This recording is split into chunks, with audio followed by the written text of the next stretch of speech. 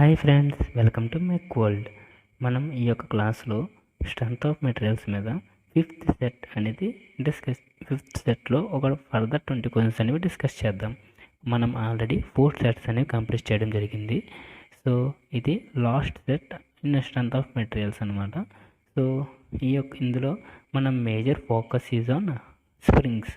At the same time మనం 4th సెట్లో కొన్ని రిమైనింగ్ బిట్స్ అనేవి వదిలేసాం కదా, అండ్ స్ట్రెస్ స్ట్రెయిన్ కర్వ్ మీద simple stresses and strains related కొన్ని ఇవి ఏవైతే మనం ముందు క్లాస్లో వదిలేసామో అవి ఇక్కడ డిస్కస్ చేయడం అనేది జరుగుతుంది. Okay guys, next move on to first question. When the bar is subjected to increase in temperature and its deformation is prevented, the stress induced in the bar is. So ఇది ఏంటంటే thermal స్ట్రెసెస్కి సంబంధించిన problem అనమాట. So మనకి ఒక body అనేది ఉంది. ఈ body temperature అనేది రేజ్ చేసాం. సో టెంపరేచర్ అనేది పెంచితే మనకు ఆల్రెడీ తెలుసు కదా. సో ప్రతి బాడీకి coefficient of thermal expansion alpha అనేది ఉంటుంది. ఆల్ఫా యూనిట్స్ ఏంటి? 1/Kelvin. సో మనం టెంపరేచర్ అనేది రేజ్ చేస్తే ఏమవుతుంది? ఆ బాడీలో టెంపరేచర్ రేజ్ చేయడం వల్ల ఎక్స్టెన్షన్ అనేది వస్తుంది. సో ఆ ఎక్స్టెన్షన్ అన్న ఎంత ఉంటుంది అంటే delta L is equal to L alpha delta tea. L alpha delta tea అనేది ఉంటుంది. సో మనకి స్ట్రెయిన్ అనేది ఏమొస్తుంది అప్పుడు? డెల్టా ఎల్ బై ఎల్ కదా మనకి స్ట్రెయిన్ అంటే. So thermal strain ET is equal to delta L by L. అప్పుడు ఎల్ ఇటువైపు వస్తుంటే ఏమవుతుంది? Alpha into delta T. So thermal strain is equal to alpha delta T. మనకి ఇంటూ దానికి strain into Young's modulus చేస్తే ఏమొస్తుంది? Strain into Young's modulus. So మనకి strain ఏంటి? Alpha delta T. సో మనకి అప్పుడు ఏమొస్తుంది? ఈ ఆల్ఫా డెల్టా టీ అనేది వస్తుంది. ఓకేనా? సో అది మనకు థర్మల్ స్ట్రెసెస్ గురించి చెప్పుకోవాల్సింది. ఇందులో ఏంటంటే when a body subjected to increase in temperature అనేది ఇంక్రీజ్ చేయడం వల్ల ఏమవుతుంది? ఎక్స్టెన్షన్ అనేది వస్తుంది. సో ఆ ఎక్స్టెన్షన్ని ప్రివెంట్ చేస్తే, అంటే ఒక బాడీ ఎక్స్టెండ్ అవ్వడాన్ని ప్రివెంట్ చేస్తే ఏమవుతుంది? ఇంటర్నల్గా కంప్రెసివ్ స్ట్రెసెస్ అనేవి జనరేట్ అవుతాయి. Option B is the correct answer. ఓకేనా guys, next move on to next question. In a composite body consists of two different materials, dash will be same in both materials. So మనకి అసలు composite materials అంటే ఏంటంటే మనకి ఒకే దాంట్లో more than 2 materials అనేవి ఉన్నాయనుకో, కొంచెం at a time deal చేస్తున్నాం అనుకో, దాన్ని ఏమంటారంటే కాంపోజిట్ మెటీరియల్స్ అంటారు. కాంపోజిట్ మెటీరియల్స్కి బెస్ట్ ఎగ్జాంపుల్ ఏంటంటే కాలమ్స్. సో కాలమ్స్లో ఏంటి? మనకి ఇది కాలమ్ అనుకుంటే మనకి ఐరన్ రాడ్స్ అనేవి ఇలా ప్లేస్ చేస్తారు కదా. సో ఐరన్ రాడ్స్కి ఒక యంగ్స్ మోడల్స్ ఫర్ స్టీల్ అనుకోవచ్చు. ఈ కాంక్రీట్కి Young's modulus of concrete C అనేది ఉంటుంది. సో ఇక్కడ ఏంటి? 2 మెటీరియల్స్కి డిఫరెంట్ యంగ్స్ మోడల్స్ ఉన్నప్పుడు అది కాంపోజిట్ మెటీరియల్, అంటే 2 మెటీరియల్స్ ఉపయోగించాం కాబట్టి ఇక్కడ కాంపోజిట్ మెటీరియల్ అనమాట. సో అలాంటి కాంపోజిట్ మెటీరియల్స్కి ఏం సిమిలర్గా ఉంటుంది అని అడుగుతున్నారు. సో మనం ఆల్రెడీ తెలుసు కాంపోజిట్ మెటీరియల్స్ ఈ విధంగానే కదా డిస్కస్ చేస్తారు. ఫర్ ఎగ్జాంపుల్ ఇది steel and it is aluminium అనుకుంటే కింద ఒక సపోర్ట్ పెట్టుకుని మనం ఫోర్స్ పి అనేది అప్లై చేస్తే ఏమవుతుంది? ఆ 2 బార్స్ డిఫామ్ అవుతాయి. అది ఎలా డిఫామ్ అవుతాయి? ఈక్వల్గా డిఫామ్ అవుతాయి. సో ఈక్వల్గా డిఫామ్ అవ్వడం వల్ల వాటి యొక్క స్ట్రెయిన్స్ అనేవి ఈక్వల్ అవుతాయి అన్నమాట. So option B is the correct answer for second question. For composite బాడీకి ఏంటి? స్ట్రెయిన్స్ అనేవి ఈక్వల్ అనమాట. So next move on to third question. Shear stress causes. So మనకి షియర్ స్ట్రెస్ అనేది ఒక బాడీలో యాక్ట్ చేస్తున్నప్పుడు ఏమొస్తుందంటే డిస్టార్షన్ అనేది వస్తుంది. So option D is the correct answer. So ఒక బాడీలో మనకి షియర్ స్ట్రెస్ యాక్ట్ చేయడం వల్ల డిస్టార్షన్ వస్తుంది. అందుకని మనకి మ్యాక్సిమం ఫోర్స్ అనేది ఎలా యాక్ట్ చేస్తారంటే షియర్ స్ట్రెస్ అనేది మినిమం ఉండేలా చూస్తారు. సో మినిమం, ఎందుకంటే షియర్ స్ట్రెస్ వల్ల డిస్టార్షన్ అనేది వస్తుంది. డిస్టార్షన్ అనేది వస్తే ఆ బాడీ షేప్స్ అనేవి మారిపోయి మన రిజల్ట్ అనేది, అంటే మన లోడ్ క్యారింగ్ కెపాసిటీ అనేది రిడ్యూస్ అవుతుంది అనమాట. సో మనకి షియర్ స్ట్రెస్ యాక్ట్ అవుతే జనరేట్ అయ్యేది ఏంటి? డిస్టార్షన్. డిస్టార్షన్ అనేది వస్తుంది. ఓకేనా. Next move on to next question. Breaking stress is always less than ultimate stress. Option B is the correct answer. So ఎందుకంటే మనం స్ట్రెస్ స్ట్రెయిన్ కర్వ్ అని చూసుకుంటే stress and strain, stress strain curve ఎలా ఉంటుంది, ఈ విధంగా కదా ఉంటుంది. సో ఇదేంటి, ఫ్రాక్చర్ సిగ్మా ఎఫ్, ఇది సిగ్మా అల్టిమేట్. ఈ గ్రాఫ్ బట్టి చెప్పచ్చు కదా, sigma ultimate is less than sigma fracture.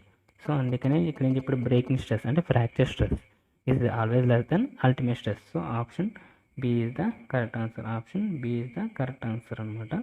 So next move on to 1. The load required to produce unit deflection in the spring is called. So the load required అంటే W per unit deflection delta, load per deflection is called as spring stiffness K. So option B is the correct answer. So spring stiffness is equal to load per unit deflection. So మనకి spring stiffness units ఏంటి, load units Newton, అలాగే deflection units mm. So Newton mm is the units for spring stiffness. So option B is the correct answer. Option B is the correct answer. So spring stiffness దేంతో represent చేస్తారు, K, and its units is Newton per mm, and it is also represented as the ratio of force to the force per unit deflection. At the same time, Young's modulus of rigidity మనకి flexible rigidity, torsional rigidity, ఇది tensional rigidity కాదు, torsional rigidity. So torsional rigidity ఇవన్నీ కూడా మనం further set 1లో set 2లో కూడా ఈ terms అనేవి ఇన్ డీటెయిల్గా ఎక్స్ప్లెయిన్ చేయడం జరిగింది. ఇన్ కేస్ మీరు చూడకపోతే సెట్ 1, సెట్ 2, సెట్ 3 అవి కూడా ఒకసారి చూడండి.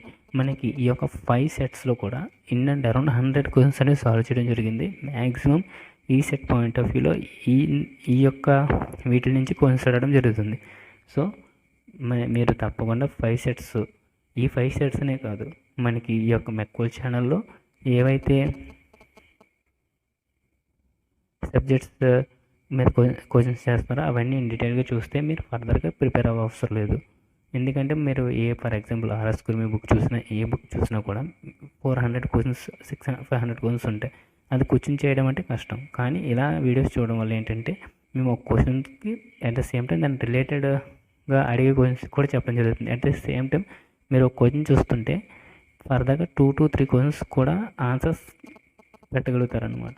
సో అందుకని మీరు ఎక్కువ ఈ యొక్క మెక్వల్ ఛానల్లో ఏవైతే వీడియోస్ ఉన్నాయో అన్నీ చూడండి, చూసి మీ ఫ్రెండ్స్ కూడా షేర్ చేయండి. Next move on to 6th question. In spring balance the spring is used. So spring balance అనేది ఎందుకు, వెయిట్ మెజర్మెంట్కి. So it is used to measure the force. Option D is the correct answer for this question. The most important property for the spring material is. Spring మెటీరియల్స్కి important property ఏంటి, elastic limit, high elastic limit. అంతే కదా, ఎక్కువ force carry చేయాలంటే దానికి high elastic limit ఉండాలి. అలాగే deflection కూడా ఎక్కువ ఉండాలి. అలాగే resistant to fatigue and shock loads. అంటే మనం జోకర్స్ వాడతాం బండిలో, అది ఏంటి, ఎక్కువ షాక్ అబ్జర్బెన్స్, ఎక్కువ రెసిస్టెన్స్, ఫెటిగ్ రెసిస్టెన్స్ అనేది ఎక్కువగా ఉండాలనుకుంటాం. సో స్ప్రింగ్ అనేది ఏంటి, అకార్డింగ్ టు దీని పర్పస్ బట్టి ఈ యొక్క 3 క్యారెక్టరిస్టిక్స్ అనేవి అవసరం. So all of the above. Option D is the correct answer for 7th one. 8th one. The spring used to observe shocks and vibration is. ఏ material shocks and vibrations అనేవి ఎక్కువ తీసుకుంటుంది. ఇక్కడ ఇవ్వలేదు కానీ ఎక్కువ తీసుకునేది ఏది, ఎందుకంటే అన్నీ తీసుకుంటాయి కానీ ఎక్కువ తీసుకునేది ఏదంటే లీఫ్ స్ప్రింగ్. అందుకనే చూసారా, మీరు హెవీ లోడెడ్ వెహికల్స్ ఏం చూసినా సరే అవి వెయిట్తో లోడ్ అయి ఉంటాయి విత్ లీఫ్ స్ప్రింగ్స్తో. లీఫ్ స్ప్రింగ్స్ ఏ విధంగా ఉంటాయి తెలుసు కదా, ఈ విధంగా ఉంటాయి. సో వీటిని, ఈ యొక్క లీఫ్ స్ప్రింగ్స్ని చాసెస్తో కలిపేది ఏంటి, షాకిల్. ఇది కూడా అడిగే అవకాశం ఉంది. నేను కూడా దీని మీద క్వశ్చన్ కూడా చేయడం జరిగింది. సో మనకి చాసెస్ని లీవ్ స్ప్రింగ్స్ని కనెక్ట్ చేసేది ఏంటంటే షాకిల్ అనమాట. ఓకేనా guys. Next move on to 9th one. The closely coiled helical spring A and B. So 2 springs ఉన్నాయి. ఏంటిది, ఏ అండ్ బి అని 2 స్ప్రింగ్స్ ఉన్నాయి. So the same coil diameter, same wire diameter and subjected to same load. So అన్నీ ఏంటి, coil diameter, same wire, same wire diameter, coil diameter అంటే capital D, wire diameter అంటే small D, at the same time load P, ఇవన్నీ కూడా similar. But if the number of turns of spring A is number of turns in spring A అంటే NA, number of spring NA. ఒకసారి ఉన్నాను guys, ఇవన్నీ clean చేస్తాను.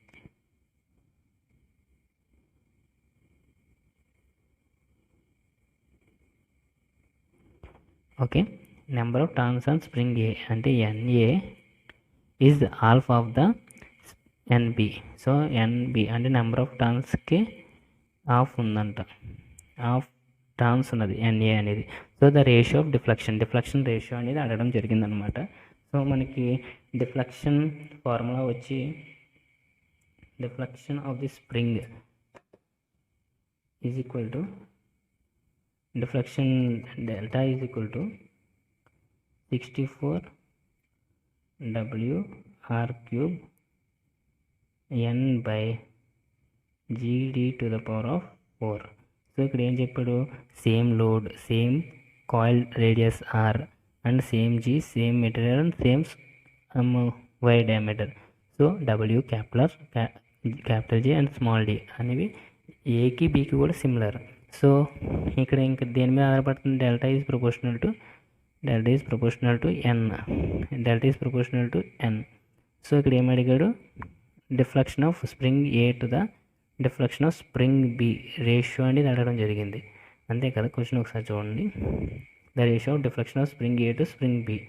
So ఇక్కడ ఏంటి, so deflection దేని ప్రపోర్షనల్ N కాబట్టి NA/NB. సో మనకు ఆల్రెడీ తెలుసు NA is equal to NB/2. So ఆ సబ్మిట్ చేస్తుంటే deflection of spring A by deflection of spring B is equal to NB/2 whole by NB. So NB cancel అయితే ఏంటి, delta A by delta B ఏమొచ్చింది, 1/2. So option A is the correct answer, 1/2 is the correct answer. So మనకేంటి ముందు deflection formula ఏంటి, 64 WR³ N/GD to the power of 4. నేను ఇదే చెప్తున్నాను. మీరు ఇక్కడ సమ్ చేస్తే ఆల్రెడీ మీకు ఏంటి ఒక టర్మ్ అనేది అనదర్గా ఇంకో ఫార్ములా అనేది కూడా చెప్పడం జరిగింది. ఏంటి, డిఫ్లెక్షన్ ఫార్ములా చెప్పడం జరిగింది. డిఫ్లెక్షన్ దేనికి రిలేటెడ్ N. సో వాటి యొక్క డిడక్షన్ చేసుకున్న ఫార్ములా ఏంటి, delta of A by delta of B is equal to NA/NB. So మీరు ఒక క్వశ్చన్ చూస్తే ఫర్దర్ దాని బ్యాక్గ్రౌండ్ కూడా తెలుస్తుంది. అందుకే నేను ఈ యొక్క వీడియోస్ అనేది బాగా చూడడం, ముందు మనకి వింటే ఎక్కువ గుర్తుంటుంది, బెటర్ దెన్ రీడింగ్. సో అందుకే నేను ఎక్కువ ఈ యొక్క మెక్వల్ ఛానల్లో ఉన్న వీడియోస్ అన్ని చూడడం అనేది జరుగుతుంది. Okay guys, next move on to next question. In the above question the ratio of stiffness of a spring A to spring B, అంటే స్ప్రింగ్ ఏకి స్ప్రింగ్ బికి స్టిఫ్నెస్ రేషియో అనేది అడిగాడు. అంటే KA టు ద KB ఎంత. Okay, మనకి KA KB అసలు K formula, stiffness of spring formula ఏంటంటే GD to the power of 4 by 64 R³ N. మనకేంటి ఆ క్వశ్చన్ ఏం చెప్పడం జరిగింది, GD and RR same for 2 materials, similar for 2 materials అని చెప్పడం జరిగింది. సో అప్పుడు ఇందులో స్టిఫ్నెస్ దేనికి ప్రపోర్షనల్లో, inversely proportional to K. So ఈ రిలేషన్ బట్టి ఏం చెప్పొచ్చు, stiffness is inversely proportional to N number of coils. ఈ రిలేషన్ అనేది చాలా ఇంపార్టెంట్, ఎందుకంటే మనం స్ప్రింగ్ కనెక్టెడ్ ఇన్ సిరీస్, అదే స్ప్రింగ్ కట్ అంటే స్ప్రింగ్ అనేది 2 పార్ట్స్ కింద కట్ చేసినప్పుడు కాదు ఈ యొక్క రిలేషన్ బట్టి చెప్తాం. సో ఫర్దర్గా వచ్చే క్వశ్చన్స్కి ఇది చాలా చాలా ఇంపార్టెంట్. మీరు ఒకవేళ తెలియకపోతే స్ప్రింగ్ స్టిఫ్నెస్ ఫార్ములా ఏంటి, GD to the power of 4 by 64 R³/N. ఈ యొక్క రిలేషన్ రాసుకుని ఉంచుకోండి. అలాగే డిఫ్లెక్షన్ ఫార్ములా ఏంటి, 64 WR³ N/GD to the power of 4. So అప్పుడు KA/KB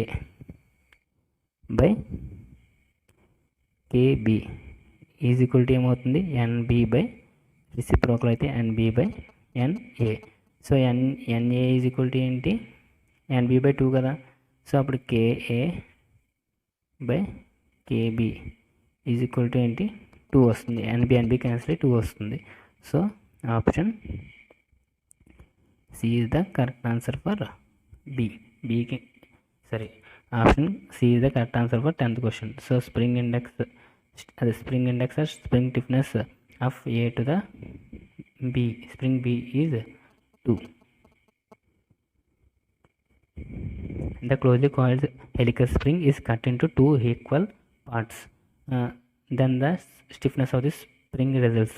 So spring stiffness is inversely proportional to 1/n అని చెప్పాను కదా.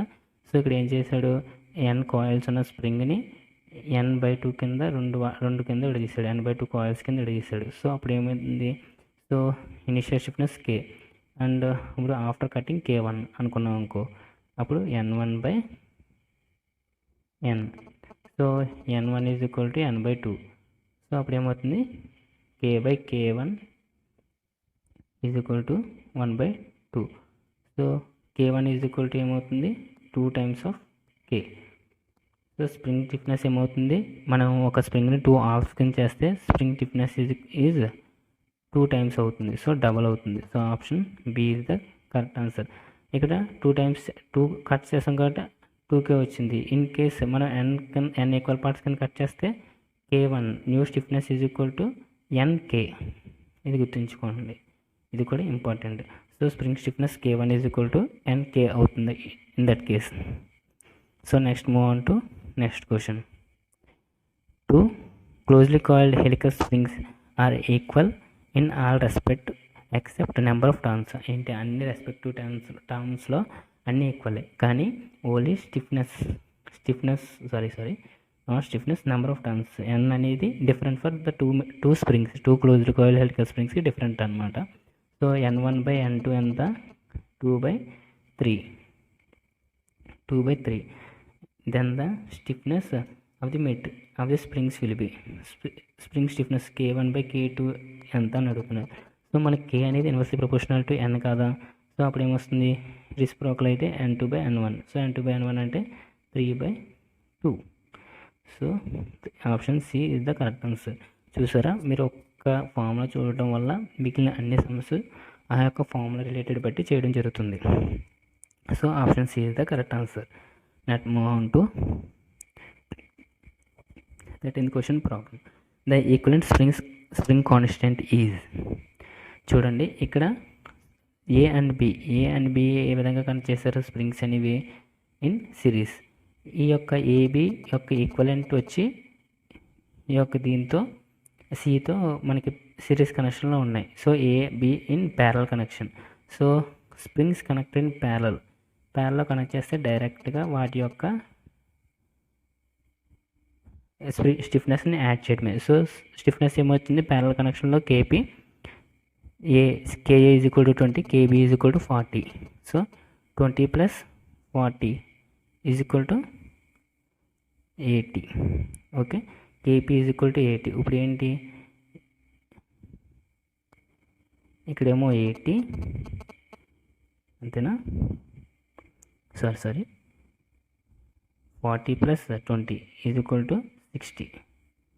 సో 60 వచ్చింది. కేపీ కింద ఎంత ఉంది, 30. ఈ రెండు స్ప్రింగ్స్ ఇందులో ఉన్నాయి, సిరీస్ కనెక్షన్లో ఉన్నాయి. సిరీస్ కనెక్షన్లో ఫార్ములా ఏంటి, కే సిరీస్లో is equal to k1 k2/k1 + k2. So K in series is equal to 60 × 30/60 + 30. So 60 + 30 అంతా 90 n times 1 time 3 times cancel చేస్తే 20. సో కే ఇన్ సిరీస్ ఎంత ఈజ్ ఈక్వల్ టు 20 Nm చెప్పాను కదా. స్ప్రింగ్ స్టిఫ్నెస్ యూనిట్స్ ఏంటి, Nm. So option A is the correct answer. So మనకేంటి, spring connected in series అయితే డైరెక్ట్గా, మనకి ప్యారల్ అయితే డైరెక్ట్గా స్టిఫ్నెస్ యాడ్ చేయాలి, అదే సిరీస్ అయితే ఇన్వర్స్ యాడ్ చేయాలి. Okay guys, next move on to 14th one. In a closely coiled helical spring absorbs 50 Nm of energy. So energy, spring strain energy అంతా 50 Nm. then its extension extended by 5 mm, 5 mm. then its stiffness K is equal to question mark. K ఎంత అని అడుగుతున్నారు. So మనకి strain energy formula ఏంటి? స్ప్రింగ్స్లో strain energy U is equal to half K delta square. So strain energy ఎంత 50, half K delta ఎంత 5 square. So 5 squares are 20, 25, 50 times ఎంత 2 times, 2 2s are 4. సో K ఈజ్ ఈక్వల్ టు 4 Newton per mm, 4 Newton per mm. So option B is the correct answer for 14th one. The helix angle of closely coiled spring. Closely coiled spring की helix angle ఎంత? theta h. for close coiled springs की అయితే less than 10 degrees. So option A is the correct answer. అదే open coiled helical springs అయితే greater than or equal to 10 degrees. So ఇందులో ఏంటి option A అనేది correct answer for 15th question. Next move on to 16th question. Spring is an elastic body. Spring is an elastic body. Elastic body అంటే ఏంటి? After removal of the load, అంటే మనం ఒక body మీద force apply చేస్తే అది deform అవుతుంది. Load తీయగానే అది again back to its original position అయ్యిందంటే దాన్ని ఏమంటారంటే ఎలాస్టిక్ బాడీ అంటారు. అదే ఎలాస్టిక్ డివైస్. సో స్ప్రింగ్ అనేది అంతే కదా, స్ప్రింగ్ మీద ఒక ఫోర్స్ అప్లై చేస్తే అది ఎలా సాగుతుంది after the removal of load, అంటే సర్టెన్ లిమిట్ వరకుని రిమూవ్ చేస్తే అది again reback to its original position. So మనకి స్ప్రింగ్ అనేది ఏంటి? ఒక elastic body. Option A is the correct answer. Wahl's stress concentration factor is, option A is the correct answer. So Wahl's stress concentration factor F is equal to ఏంటంటే 4c - 1 by 4c - 4 plus 0.615 by c, where c is the spring index is equal to capital D to the small diameter d, coil diameter to the wide diameter d is called spring index c. ఓకేనా guys? Wahl stress concentration factor అనేది SSC JE point of view చాలా important compare to ఈ set. ఓకేనా guys? Next move on to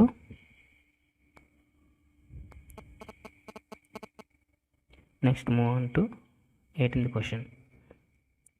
in which condition axial distance between the two adjacent coils is called pitch in uncompressed mode. అంటే మనకి free మోడ్లో ఉన్నప్పుడు, అంటే ఎటువంటి force apply చేయనన్నప్పుడు మనకు ఒక కాయిల్ నుంచి ఇంకో కాయిల్ సెంటర్ కొన్న డిస్టెన్స్ ఏమంటారంటే పిచ్ పి అంటారనమాట. సో ఇన్ అన్కంప్రెస్డ్ కండిషన్లోనే మనకి టూ ఎడ్జసెంట్ కాయిల్ మధ్య ఉన్న డిస్టెన్స్ ఏమంటారు? పిచ్ అంటారు. Then move on to 19th question.